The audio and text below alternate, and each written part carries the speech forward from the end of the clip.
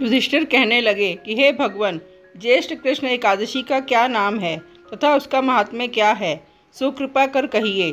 भगवान श्री कृष्ण कहने लगे कि हे राजन, ये एकादशी अचला तथा अपरा दो नामों से जानी जाती है।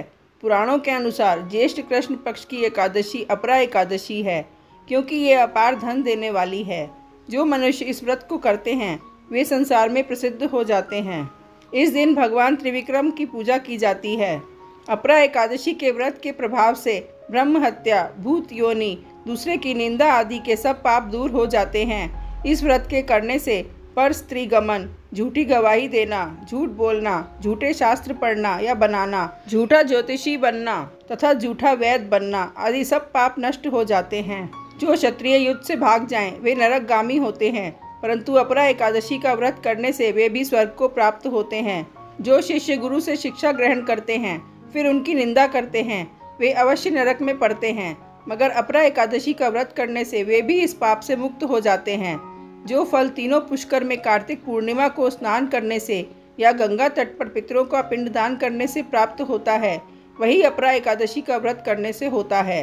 मकर के सूर्य में प्रयागराज के स्नान से, शिवरात्रि का व्रत करने से, सिंह राशि के बृहस्पति में गोमती नदी के स्नान से, कुंभ में केदारनाथ के दर्शन या बद्रीनाथ के दर्शन, सूर्य ग्रहण में कुरुक्षेत्र के स्नान से, स्वर्ण दान करने से अथवा अर्ध प्रसूता गोदान से जो फल मिलता है वही फल अपरा एकादशी के व्रत से मिलता है।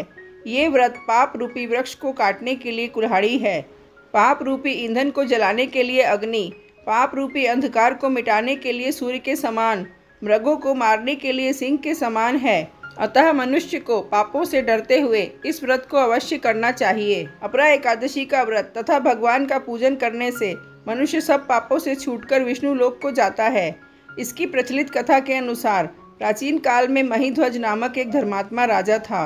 उसका छोटा भाई वज्रध्वज बड़ा ही क्रूर, अधर्मी तथा अन्यायी था। वो अपने बड़े भाई से द्वेष रखता था। उस पापी ने एक दिन रात्रि में अपने बड़े भाई की हत्या करके उसकी देह को एक जंगली पीपल के नीचे गाड़ दिया। इस अकाल मृत्यु से राजा प्रेतात्मा के रूप में उसी पीपल पर रहने लगा और अनेक उत्पात करने लगा। एक दिन अचानक धौम्य नामक ऋषि उधर से गुजरे।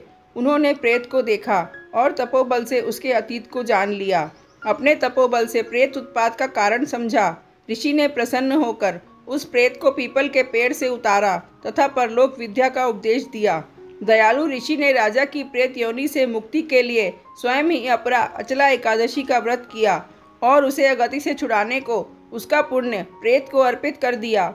इस पुण्य के प्रभाव से राजा की प्रेत योनि से मुक्ति हो गई। वो ऋषि को धन्यवाद देता हुआ दिव्य देह धारण कर पुष्पक विमान में बैठकर स्वर्ग को चला गया। हे राजन, ये अपरा एकादशी की कथा मैंने लोकहित के लिए कही है।